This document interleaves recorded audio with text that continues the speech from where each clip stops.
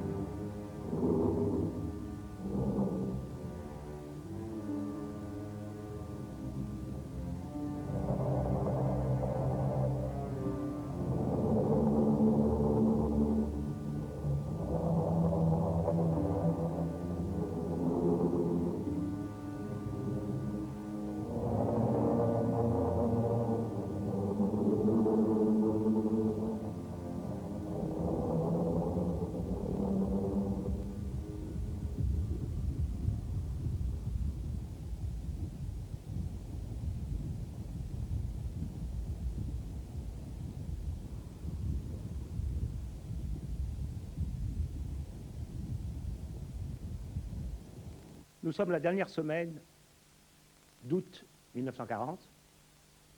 La bataille d'Angleterre bat son plein, la phase des grands bombardements notamment.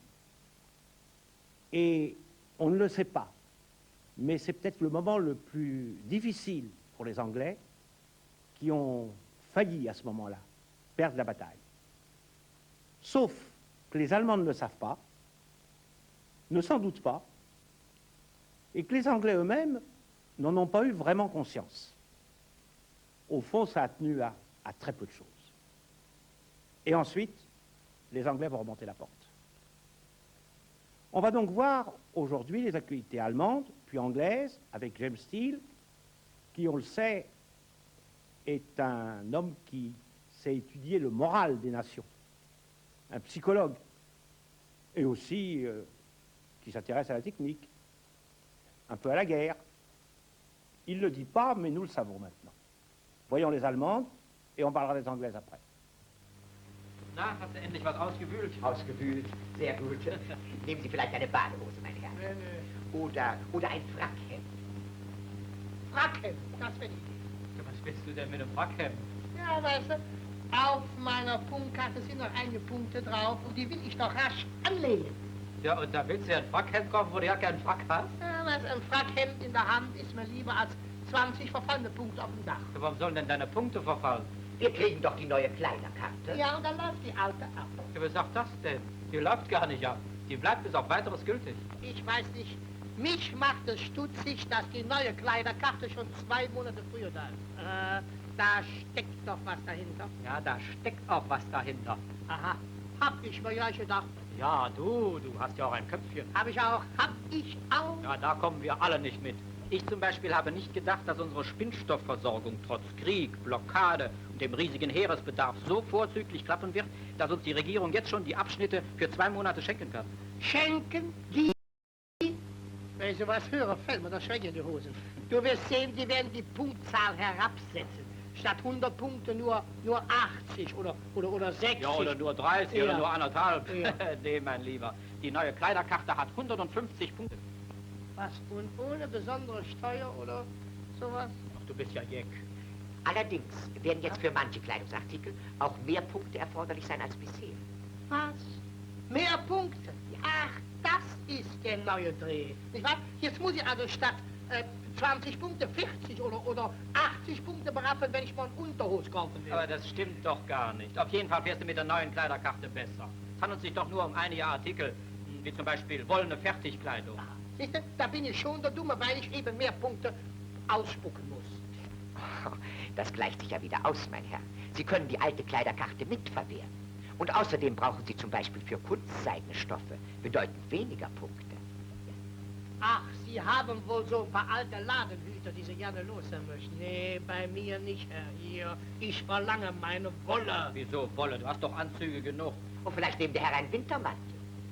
Richtig, der Wintermantel. Ich besäure Bezugsschein. Ja, oder denkst je einfach- du, nicht wahr? Einen Bezugsschein für einen Mantel bekommt nur derjenige, der auch seinen Bedarf nachweisen kann. Du hast doch mehr als genug. Ich genug, ich hab nie genug. Der Herr kann doch nicht jeden Tag mit demselben Mantel herumlaufen. Müssen eben so feine Leute wie du 120 Punkte opfern. Opfern? Ich opfern? Ja, das fehlt mir gerade noch. Nee, weißt du, die hecken ja immer was Neues aus, wo sie einen mit ärgern können. Das ist eine Rücksichtslosigkeit sondershausen. Ja, da du beruhig dich, beruhig dich. Diesmal haben sie gerade auf dich Rücksicht genommen. Das wäre das erste Mal. Aber die kennen mich doch ja nicht. Doch, sie kennen dich. Man weiß ganz genau, dass du viel zu laufen hast. Ja, ja wegen der Hamsterei. Da brauchst du doch viel Strümpfe und deshalb hat man dir ein paar Strümpfe mehr bewilligt. Sag mal, für die Mädchen auch? Ja, natürlich. Oh, das ist aber schade. Ich sehe nämlich gern lecker Mädchenbeine ohne. Du Alter, schmeckt lecker. Sieh mal da, was? Sag mal, möchte mir gefälligst mal eine einzige Frage beantworten? Eine einzige gern. Dann hört eigentlich das ganze Gedöns mit den Karten auf. Bald. Was heißt bald? Das ist schon die zweite Frage. Ach, Il est intéressant de constater qu'il y a une sorte de concomitance au niveau des préoccupations des deux grandes nations européennes qui se font face à face. Car il y a un thème que l'on retrouve dans les actualités anglaises, c'est celui du sacrifice nécessaire, de la solidarité nationale. Mais il y a quand même encore des différences fondamentales. Et par exemple, ce qui me frappe ici, et je crois qu'il faut le signaler, c'est qu'il y a un discours encore un peu euphorisant. C'est-à-dire qu'on fait comprendre aux Allemands qu'il va falloir se sacrifier un petit peu, mais c'est provisoire, ça ne va pas durer. Et c'est exactement le contraire que Churchill cherche à faire dans ses discours politiques et que les actualités anglaises cherchent à faire comprendre aux Anglais. C'est-à-dire que leur mode de vie va devoir changer et que ça va durer.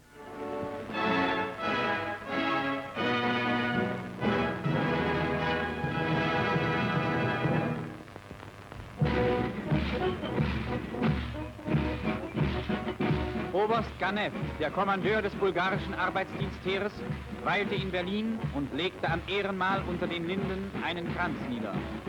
Der bulgarische Arbeitsdienst, der seit 20 Jahren besteht, ist ein Teil der Armee.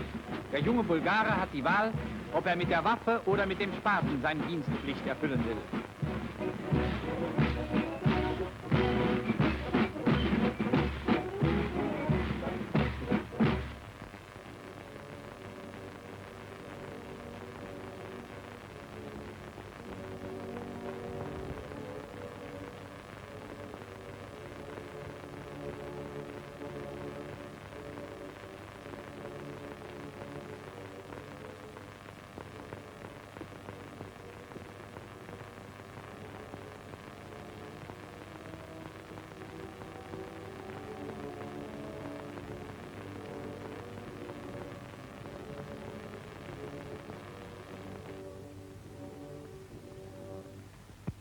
Dr. H.C. Paul Nipkow, der Erfinder und Pionier des Fernsehens, ist 2 Tage nach Vollendung seines 80. Lebensjahres verstorben.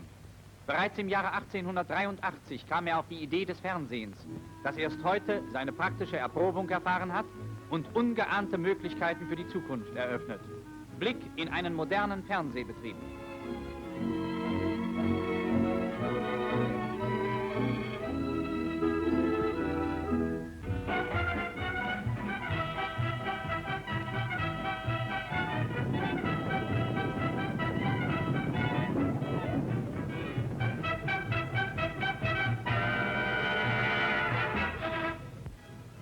In den deutschen Flugzeugwerken wird unablässig gearbeitet.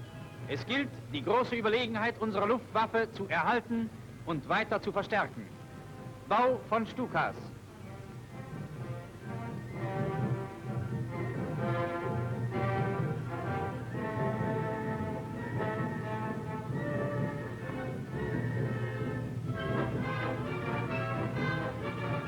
Motore werden montiert.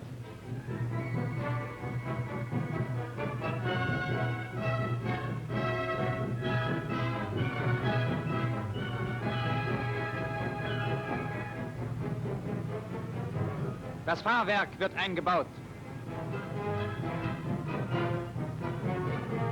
Die Tragflächen werden mit dem Rumpf verbunden.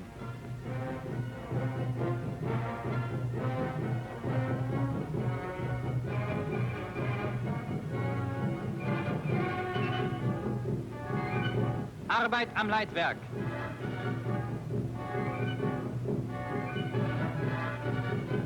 Die Luftschraube wird aufgesetzt.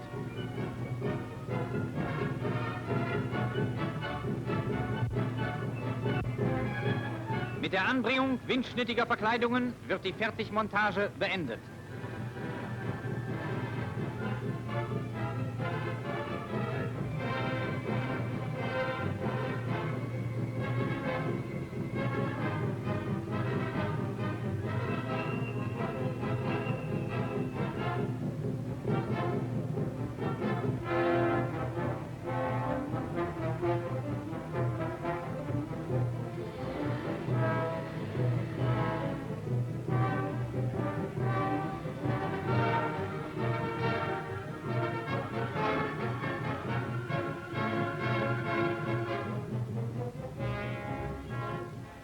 Unaufhörlich verlässt eine Maschine nach der anderen die Werke zum Einsatz gegen England.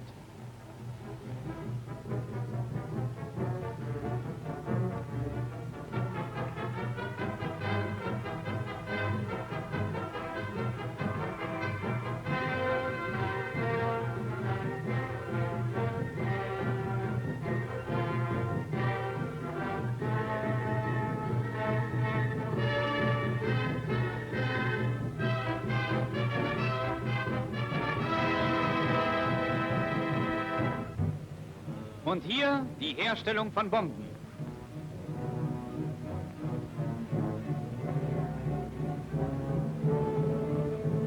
Nach dem Guss geht es in die Dreherei.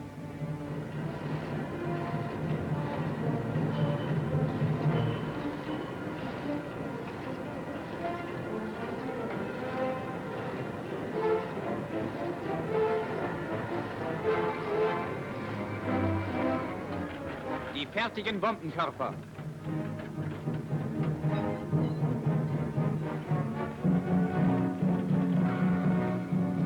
Sie werden noch einmal überarbeitet.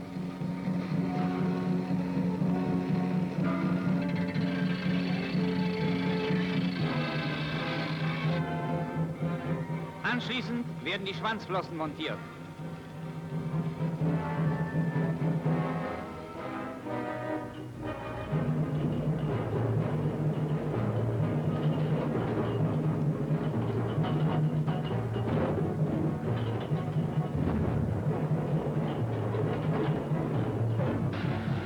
Die Spritzerei ersetzt heute den einstigen Anstrich.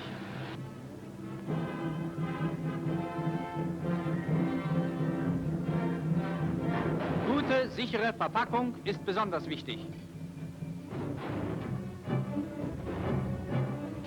Eine neue Sendung von Bomben ist auf dem Feldflugplatz eingetroffen.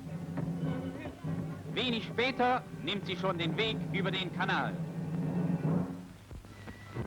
Hier werden Deutschlands schwerste Waffen geschmiedet. Aus diesem mächtigen Stahlblock, der bis auf über 1100 Grad erhitzt wird, soll das Rohr eines der gewaltigen deutschen Eisenbahngeschütze entstehen.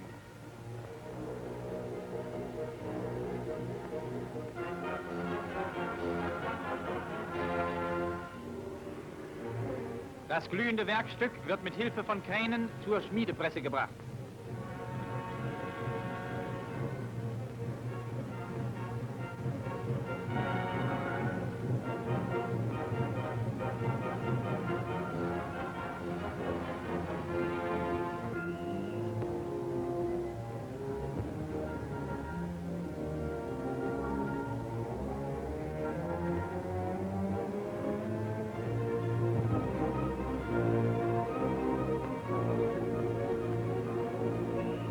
Mit langen Stangen wird die Schlacke entfernt.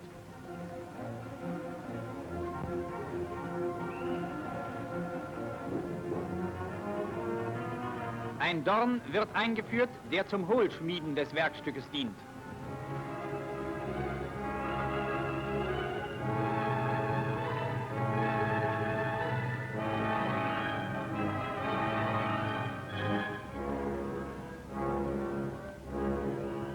Die 15.000 Tonnen Schmiedepresse drückt den glühenden Stahl immer wieder zusammen, der auf diese Weise in langwieriger Arbeit mehr und mehr an Länge gewinnt.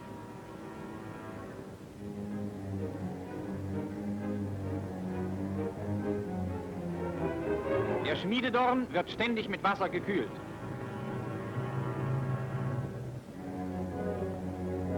Hier wird Maß genommen.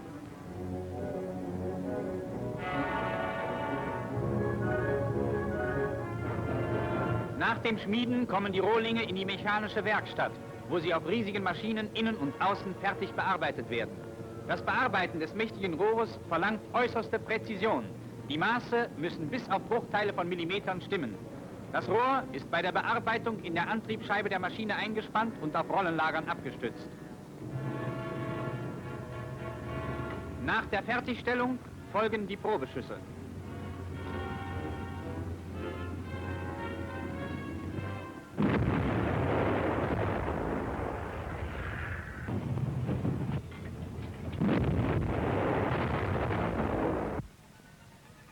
Im Elsass kommt es langsam wieder zu geordneten Zuständen.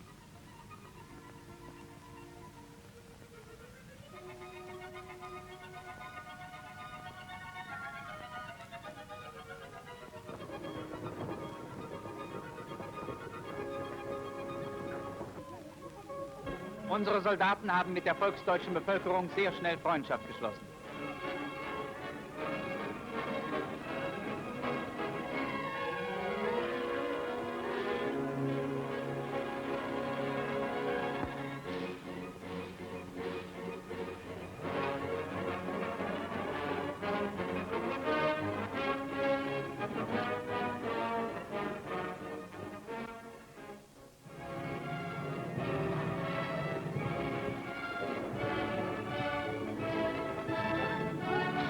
Die Freizeit unserer Soldaten steht jetzt ganz im Zeichen sommerlichen Sports.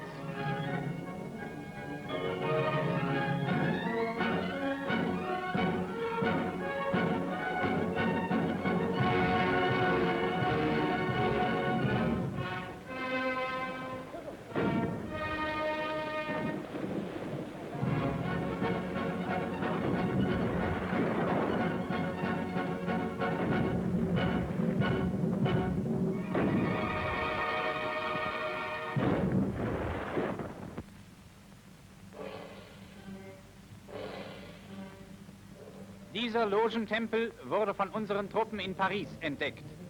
Die internationalen Freimaurer umgaben sich auch hier mit kindischer Symbolik und albernem Prunk. Hinter dieser Tarnung verbargen sie jene großen politischen und wirtschaftlichen Transaktionen, die einer kleinen Clique von Plutokraten, Finanz- und Waffenschiebern riesige Gewinne verschafften, ganze Völker aber dem Elend preisgaben.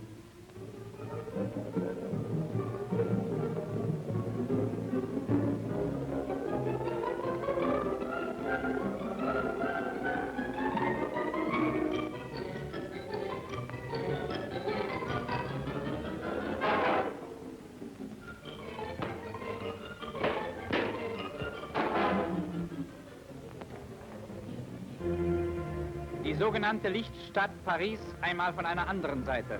Die prunkende Fassade dieser Millionenstadt kann nicht das soziale Elend breiter Schichten des französischen Volkes verdecken.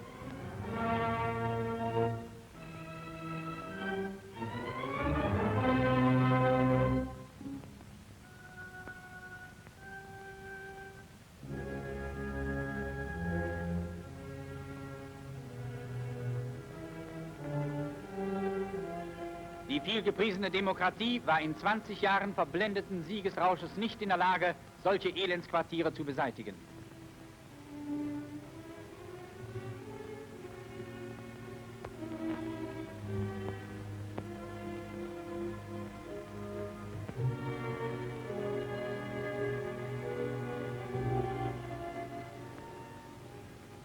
Das Nationalsozialistische Reich ist bestrebt, den Arbeitern der Stirn und der Faust im ganzen Reich gesunde und schöne Heimstätten zu schaffen. Hier eine neue Siedlung in dem kleinen Industrieort Lauta. Natürlich gehört auch ein NSV-Kindergarten dazu, dem eine Schwesternstation, eine Hilfsstelle Mutter und Kind und ein Röntgenlaboratorium angegliedert sind.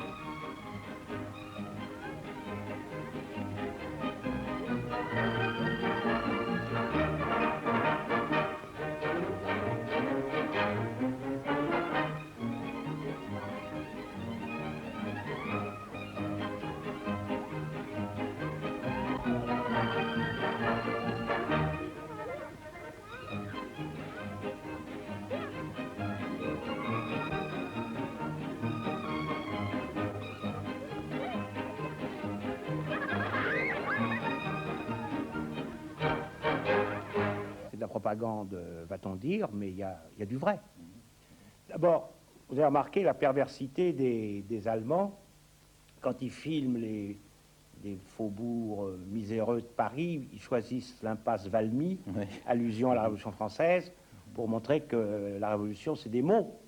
Et que dans la réalité, les Français, enfin, il y en a beaucoup qui vivent très mal.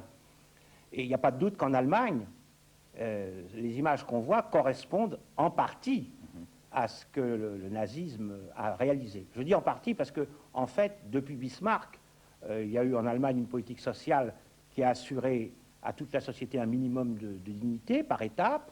Ça a été un peu arrêté à l'époque de Weimar à cause de la crise et à cause des conséquences de la guerre. Hitler a pratiqué une politique sociale très avancée. Rappelez-vous qu'au début de l'hitlérisme, tout le monde, riche et pauvre, mangeait le même repas à la même table. C'était une démocratie dans les faits réels. Alors que chez nous, en France, et puis chez vous, en Angleterre, c'est plutôt une démocratie de la liberté, de l'expression, du vote, mais il n'y a pas de vraie démocratie sociale. Parce que regardez, chez vous, je commence par vous, malgré toutes les richesses accumulées pendant des siècles, en Angleterre encore aujourd'hui, l'écart entre les riches et les pauvres est quelque chose d'incroyable. En France, ça continue, il y a quand même un écart. Alors que dans des pays comme l'Allemagne, bon, la Suisse, mais surtout la Hollande est peut-être aujourd'hui le pays le plus démocratique du monde. Parce qu'ils ont à la fois une démocratie politique, une très grande liberté, ils ont une vraie démocratie représentative, et ils ont aussi une certaine démocratie sociale, en ce sens qu'il n'y a pas de trop grands écarts entre les uns et les autres. Alors que les Allemands insistent sur leur réalisation, c'est juste, d'une certaine façon. Et d'ailleurs, quand les Français, à l'époque de Vichy, quand les collabos français vont se rendre en Allemagne et qui vont voir ça, ça va les pousser à être encore plus collaborationnistes, si j'ose dire, qu'ils ne l'étaient par pari politique.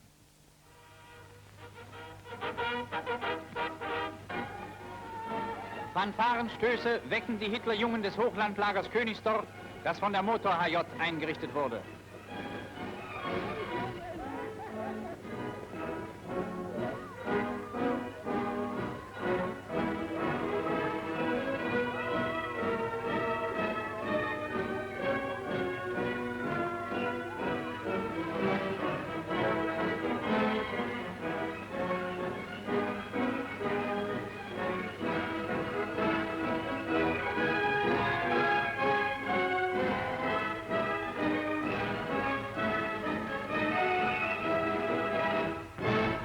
Nach der theoretischen Ausbildung in den HJ-Heimen folgt nun unter Aufsicht von Fahrlehrern die Praxis auf dem Kraftrad.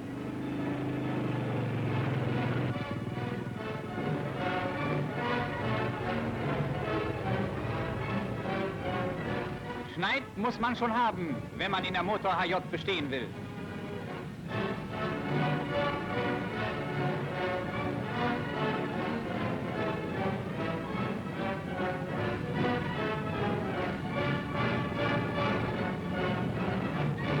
Und hier Bilder von einer U-Boot-Schule der Kriegsmarine, ein Unterrichtstag im Freien. Ist genauso ein Seefahrzeug wie das andere Fahrzeug, nur zu seiner Spezialaufgabe, dem Tauen, hat es verschiedene Einrichtungen. Zeigen Sie jetzt den Druckkörper und nennen Sie die Raumeinteilung. Ab. Das ist der Druckkörper.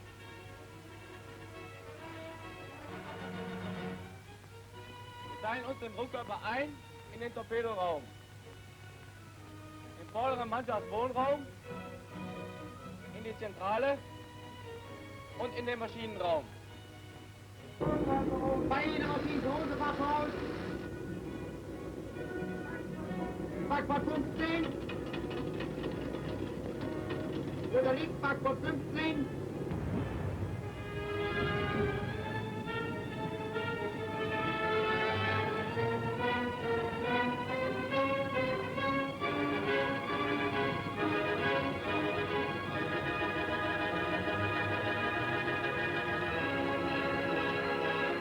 Klar machen zur Pause bis auf diese und FD. Ihr Kommandant unter der Tauchplan. Anbrüche. Tauchstation. Auf Tauchstation. Auf Tauchstation. Tauchübung.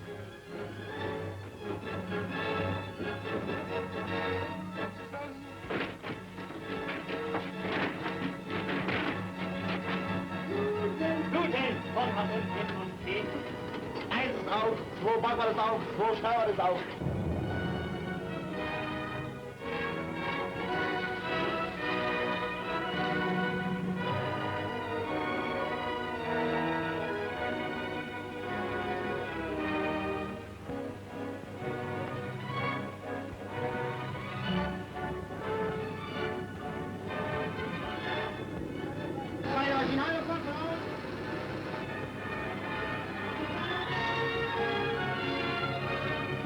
Bald werden die Besatzungen dieser Schulboote am Feind stehen und in kühnem Angriff beweisen, dass eine gründliche Schulung bereits der halbe Sieg ist.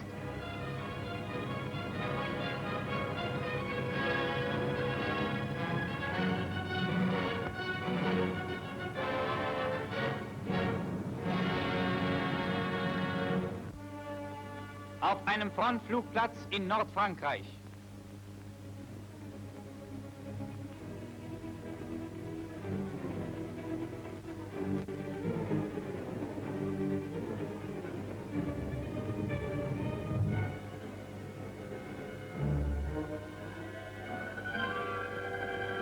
Instruktionsstunde unter freiem Himmel. Immer wieder werden die Besatzungen der Flugzeuge mit Hilfe von kleinen Modellen im Erkennen feindlicher Schiffstypen und Größen geschult.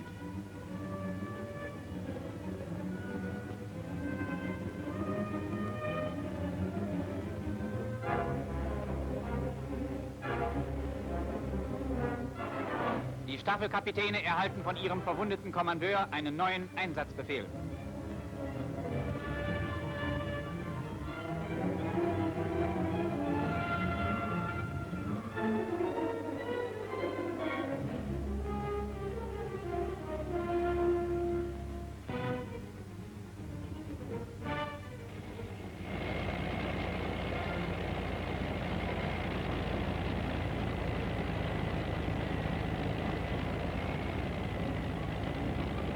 Start zum Feindflug.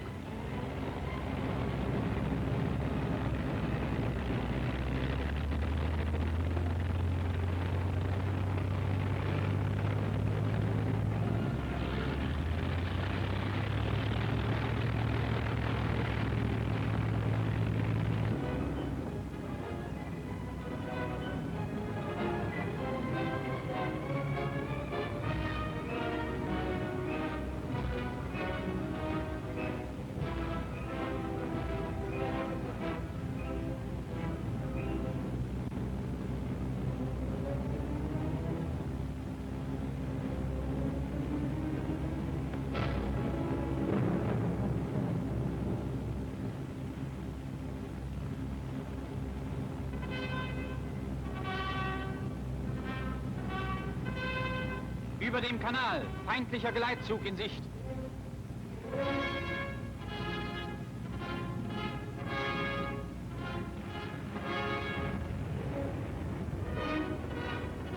Im Zickzackkurs versuchen die Schiffe dem verheerenden Bombenhagel der deutschen Kampfflugzeuge zu entgehen. Vergeblich.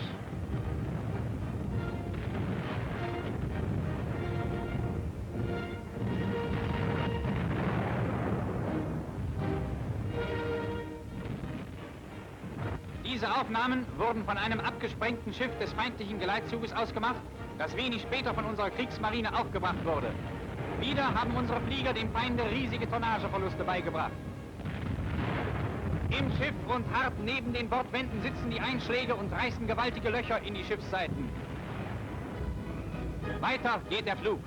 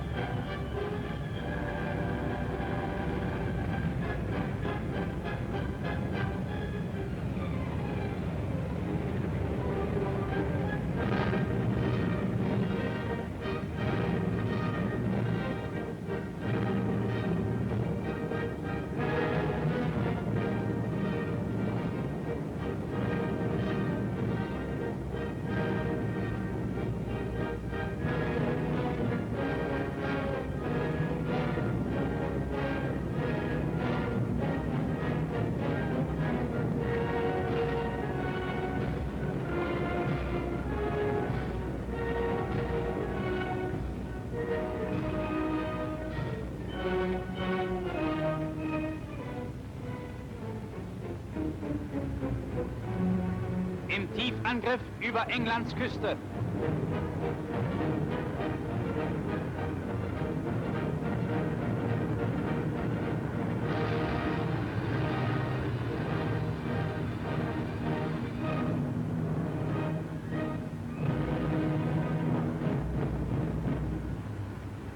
Trotz der schlechten Wetterlage in den letzten Augustwochen setzte unsere Luftwaffe die planmäßige Zerstörung kriegswichtiger Anlagen des Feindes mit großem Erfolg fort.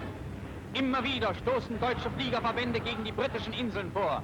Ihre Bomben zerschlagen Rüstungswerke, Flughäfen, Flak- und Scheinwerferstellungen, Truppenlager und Hafenanlagen und verbreiten Tod und Verderben. England bekommt den Krieg, den seine Plutokratie gewollt hat.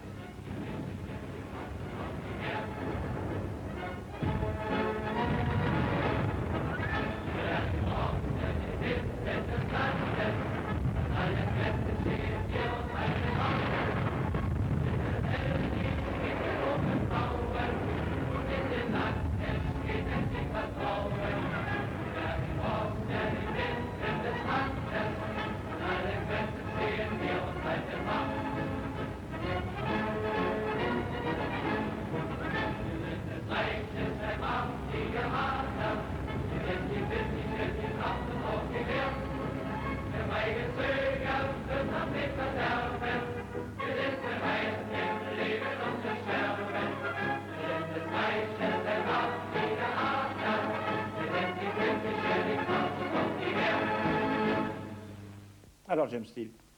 Écoutez, on termine de nouveau sur une image qui semblerait confirmer la suprématie aérienne de l'Allemagne. On sait ce qu'il en est. D'ailleurs, les images que nous montrent dans ces actualités allemandes sont intéressantes, puisque vous m'avez affublé du titre de spécialiste militaire. Je continue dans cette voie dangereuse. Mais les Stuka, par exemple, n'étaient pas des avions très dangereux. Pour citer un historien anglais, c'était des avions qui faisaient peur aux gens en désarroi sur les routes, les réfugiés. Mais en tant qu'avion bombardier, c'était un avion qui était assez lent et qui était difficile à manœuvrer. Donc, une cible idéale pour les Spitfires et pour la RAF en général. C'est encore le discours euphorisant, alors. C'est encore le discours euphorisant, tout à fait. Alors que, justement, en Grande-Bretagne, chez Churchill, on a plutôt un discours dramatisant. Et là, on pourrait dire deux mots concernant quand même ces actualités allemandes, parce que, d'abord, elles reproduisent tous les thèmes du fascisme, c'est-à-dire jeunesse, santé, race saine et le côté social, qui est important. Et j'ai l'impression que ça correspond quand même à une sorte de pause dans la guerre. Hitler ne sait plus trop où il va, bien sûr, il est en pleine bataille d'Angleterre, mais il pense déjà à l'avenir, et il est temps de faire un bilan. Et on a l'impression qu'ils établissent un bilan pour le bénéfice de la population, c'est-à-dire montrer à la population, voilà ce que le national-socialisme a réussi à faire. Et alors le paradoxe, je ne peux pas m'empêcher de le mentionner, c'est qu'au pays de l'homme nouveau, on a créé un homme nouveau, l'homme fasciste, on est en adoration devant la machine. Alors le paradoxe, c'est qu'en Angleterre, qui est censé être un pays de plutocrates, de capitalisme, où on exploite l'homme, le capital le plus important, à l'évidence, c'est l'homme. Oui, et il exprime toujours sa liberté d'expression. Et on le voit, c'est lui qui cause. Tout à fait. D'ailleurs, c'est toujours en direct, les Anglais, quand on leur parle. Oui, d'ailleurs, on le verra tout à l'heure. Oui, alors que là, c'est l'inverse. On les fait toujours parler. On les fait toujours parler. Oui.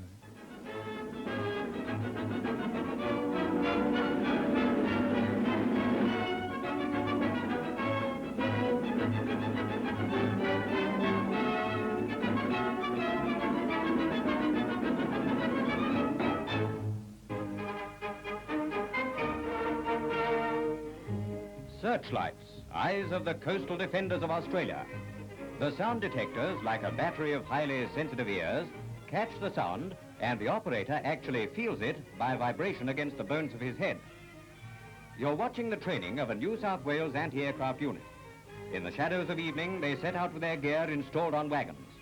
They reach their station, and as night falls, take up position to listen for the Royal Australian Air Force machines which are cooperating in the exercise.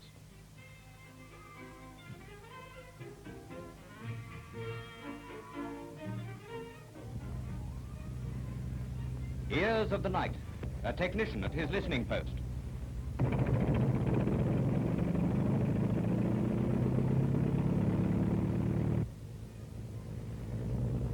Target.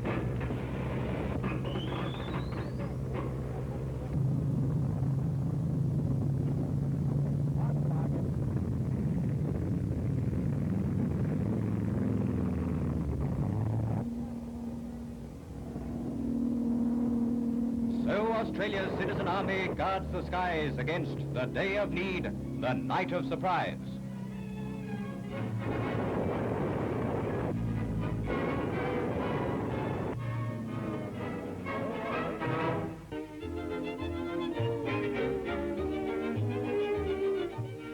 me introduce the Mayor of Maidstone and the Mayor of Tunbridge Wells, the principals in a unique duel.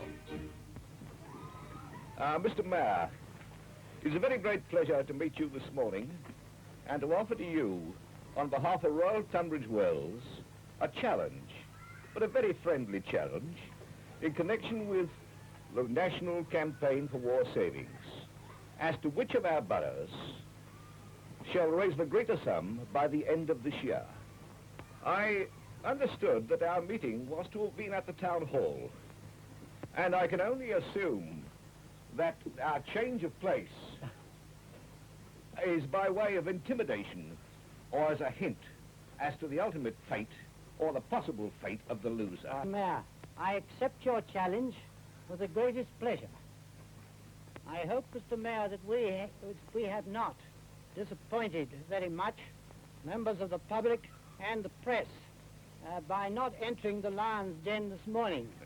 But I feel sure you will agree with me that in these strenuous times, officials are most important people, and that any accident might possibly have done more harm to the cause than us stopping outside. Good.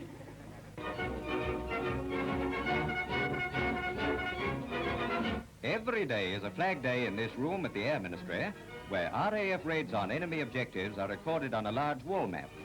This member of the office staff runs up his ladder and pops on another flag every time a raid is carried out over Germany, Italy, or enemy-occupied territory.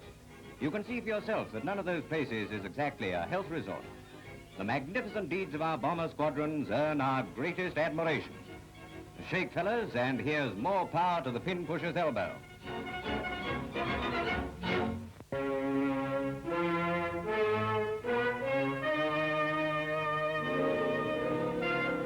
German guns try to achieve what Nazi bombers fail to do.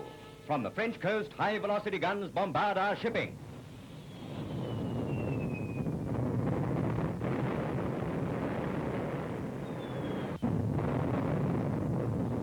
Their shells come screeching from 20 miles away, sending up great columns of water.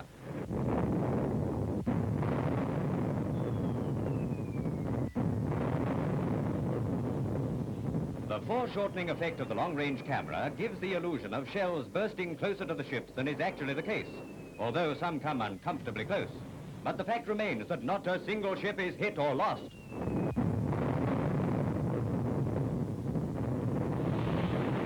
Overhead drones a Nazi bomber acting as rangefinder. Anti-aircraft guns open fire and drive the plane away. One cannot help wondering if the Germans are using French mobile guns in this frantic shelling of our ships and shores. These monsters have a range of over 30 miles.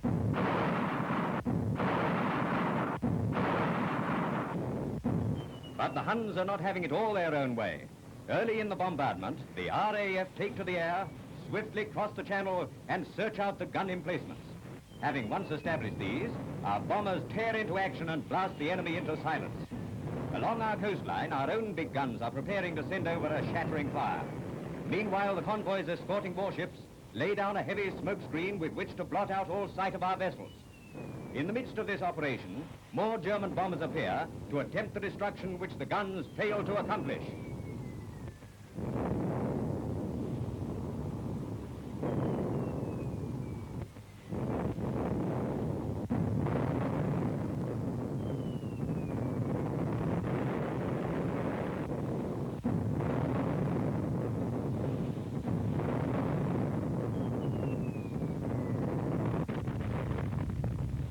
Swiftly coursing up and down the length of the convoy, the destroyers have now thrown out an obliterating screen from their funnels and from smoke floats on the water. The cargo vessels add their own contribution, belching out billows of white smoke from stem and stern. Thus, by superb seamanship and indomitable courage, British seamen triumph over the first efforts of the Germans to destroy a convoy with long-range guns.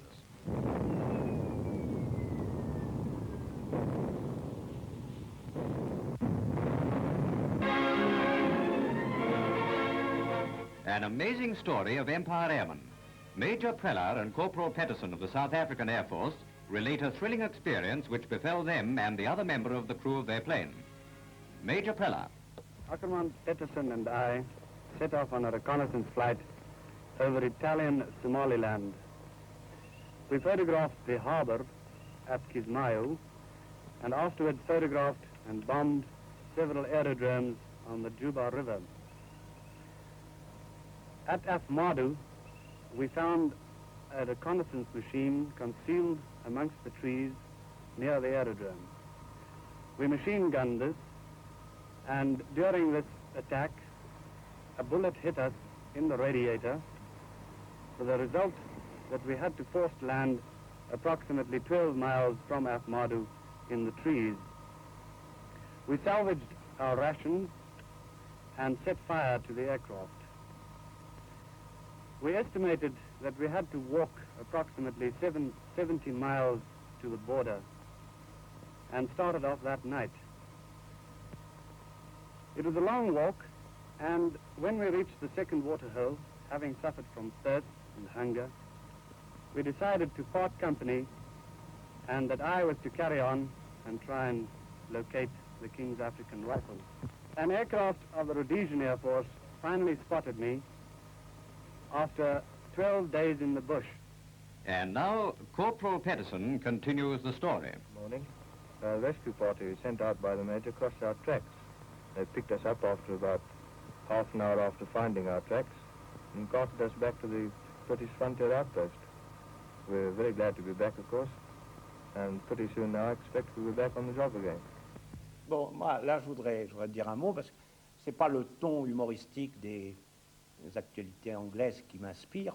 Néanmoins, cet épisode est peut-être la première victoire sans contrepartie des Italiens. Hein.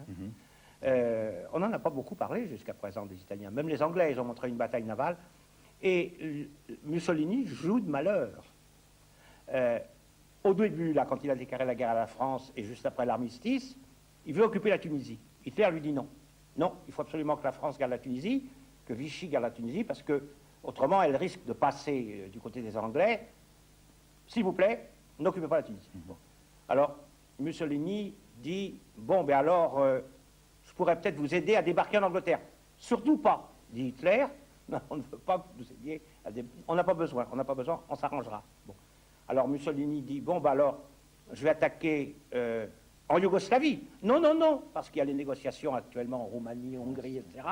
Il se la réserve pour après, au cas où les Serbes rejetteraient les propositions qu'il a à leur faire. Alors Hitler dit aux Italiens, bah, attaquez plutôt sur mer. Mais les Italiens sur mer ne peuvent pas attaquer parce qu'ils ont de très très beaux navires qui viennent de sortir, deux cuirassés notamment. Mais ces navires sont sourds et aveugles. Ils ont oublié de mettre des radars d'un côté, et ils ont oublié de mettre des phares, si bien que la nuit, ils sont aveugles, et pendant quelque temps, ils ne savent pas comment ils vont se débrouiller avec cette marine qui n'est pas coordonnée avec l'aviation italienne. Par conséquent, cette marine est impuissante en Méditerranée. Alors Hitler leur dit, bon, attaquez en Cyrénaïque. Ah non, on n'est pas prêt, dit Mussolini. Alors ils ont attaqué en Somalie. Mais quand ils ont attaqué, les Anglais étaient partis de Somalie. Et il est resté cet avion abattu. Another achievement as thrilling as fiction. His Majesty's submarine Sea Lion returns to its base for repairs. After sinking a 3,000-ton store ship, Sea Lion attacked a U-boat and later got alongside a German convoy. She had her periscope smashed when a German vessel tried to ram her as she submerged. Commander Ben Bryant, Chief Petty Officer Clark, and leading seaman Denzi, by conspicuous gallantry, enabled their submarine to reach port.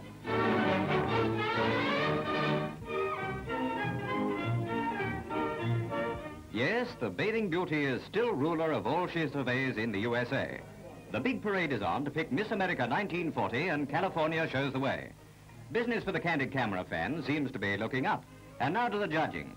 What glamour, what grace, what perfect poise and beauty. Boy, she's got everything. No, I don't think so either.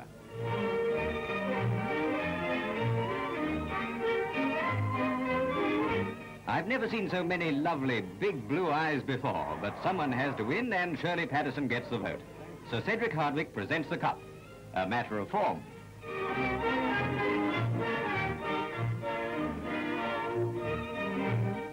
News from the Labour front. Jojo the Chimp and Snooks the Chump, those versatile stars of the Philadelphia Zoo, are in the building game now. Hope they've got their union cards.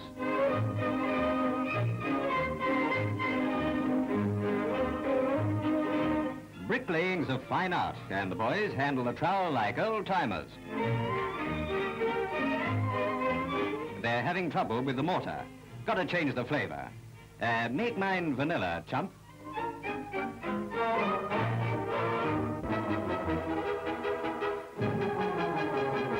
We are proud to present pictures of an anti-aircraft unit which has achieved remarkable results against enemy planes over the country.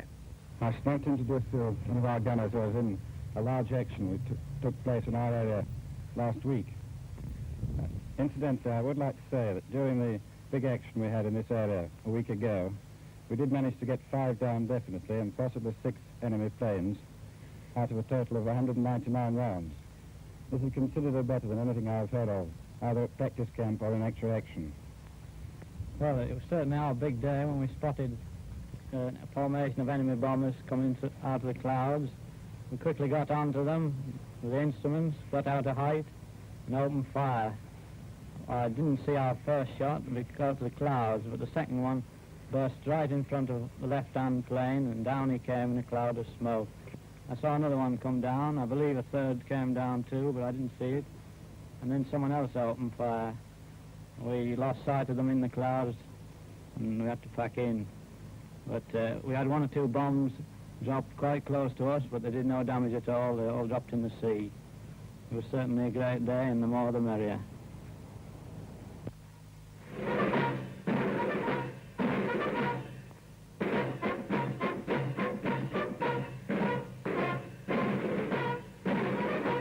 The King is received by General de Gaulle as he arrives on a visit to a camp of the French Foreign Legion in the Southern Command. Drawn up on the parade ground are representative units of the many detachments of the Free French forces under the command of General de Gaulle.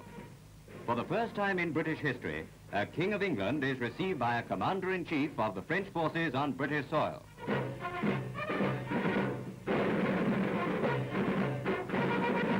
At the march past, His Majesty takes the salute of warriors of the Foreign Legion, Alpine troops and Marines, many of them campaigners of the Narvik Brigade.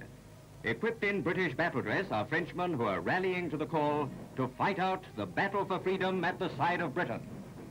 Vive la France!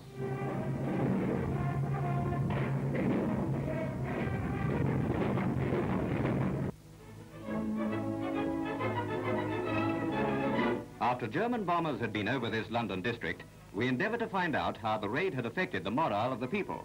We wish Hitler could see and hear the following interview with a woman whose home had been demolished. Mrs. Jiggins? Yes, sir? Where were you when the bomb came Well, in down? bed. Where do you think I was? And, What happened? and what happened to you? Oh, it blew me out. Blew you out of bed? It must have blew me out. Oh, well, But I don't remember no did more. You managed to get out of Out? the house all right? Yes. Has it hurt you at all? Do you feel any effects of it? No, only a bit shook. You But feel I had to good? find my own way out, and I was trapped every time and wherever I went. And how do you feel now? And you're still feeling that you can Yes, carry bar a on? bit being shaken, I feel all right. Yes. Fine. That's good. The statement made by Mrs. Jiggins is typical of the people in this locality and all over the country. The morale of the people here are wonderful. Well, I can tell you something. One of the air raid wardens said to me when I stood over there in my night dress, and no shoes on my feet. he said to me, he says, "Come along, Mother." He said, "I'll take you down to the town hall." And I said, "What?" He said, "Come along with me and I'll take you down to the town hall." I said, "I don't think it matters, boy." I said, "It's my home and I'm going to stick it." He said, "That's the spirit, that's what I like to hear."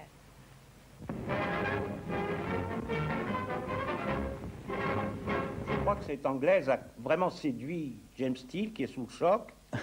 Mais le temps qu'il se remette, je voudrais quand même dire un mot pour nous expliquer pourquoi. On a vu les troupes françaises inspectées par le roi d'Angleterre. La semaine dernière, c'était le prince Bernard de Hollande. Précédemment, c'était les Polonais. Et puis, on a vu les Norvégiens. Il y a donc toute une Europe autour de l'Angleterre, face à une autre Europe, qui est déjà celle de Hitler, avec les Roumains, les Bulgares, les Hongrois. Mais enfin, le principal, c'est ce moral.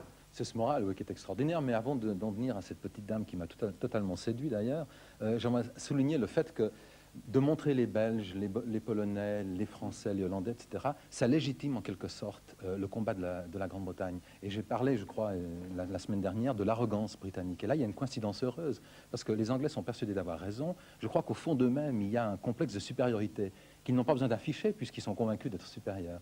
Mais en même temps, ça leur permet de se dire, on ne se bat pas seulement pour l'Empire, on ne se bat pas seulement pour la Grande-Bretagne, on se bat pour la liberté du monde. Et ça, c'est un thème que l'on retrouve dans la presse, que l'on retrouve à la radio et que l'on retrouve subliminé dans ces actualités. La liberté, c'est le mot juste, parce que en fait, ceux qui sont en Angleterre, c'est des peuples qui ont une tradition démocratique. C'est la France, c'est la Norvège, c'est la Hollande, etc., ou qui ont perdu leur liberté complètement comme nation, la Pologne. Alors que de l'autre côté, c'est des pays qui n'ont pas de tradition. C'est la Hongrie, c'est la Roumanie, c'est la Bulgarie. C'est pas non plus tout ça un hasard. Oh non, pas du tout. Ouais. Mais pour en revenir à cette petite dame qui m'a complètement séduit, il est clair que les anecdotes abondent à ce sujet et qu'elle incarne un moral inébranlable. Et Hitler devait se demander ce qu'il pouvait faire contre des gens pareils. Et par exemple, je pense au commerçant qui un beau jour se retrouve devant la devanture de son magasin en ruine, les ruines encore fumantes, et qui appose une étiquette « ouvert, plus que jamais ». Ou bien cette petite dame digne également, qui possède un hôtel garni à Brighton et qui met une annonce dans la presse parce que, évidemment, les affaires ne marchent pas trop bien vu le climat de l'époque, et qui annonce simplement qu'elle a de très belles chambres à louer qui donnent sur la promenade face à l'ennemi. Donc là, évidemment, ça fait partie du cliché, ça fait partie du mythe.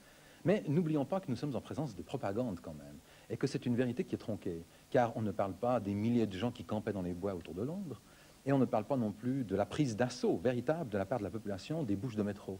Car les Londoniens, on les estime à 180 000, 200 000 Londoniens toutes les nuits, passaient leur nuit dans le métro, et ce n'étaient pas les autorités qui avaient pris cette décision, mais le peuple qui l'avait imposée, en faisant semblant de prendre le métro et en s'installant pour la nuit. Mais il est vrai qu'il y a toujours eu de la discipline. Donc, ce qui est intéressant pour nous, 50 ans plus tard, c'est que les Londoniens qui subissent le Blitz sont des gens qui ont décidé de rester à Londres, soit parce que, comme la petite vieille, ils n'ont pas du tout l'intention de se laisser impressionner par Hitler, parce qu'ils défendent, et c'est ça qui est intéressant, on a souvent parlé d'art, de culture, culture française, culture allemande, la culture allemande qui veut dominer la française. Les Anglais ne se battent pas tellement à ce niveau-là.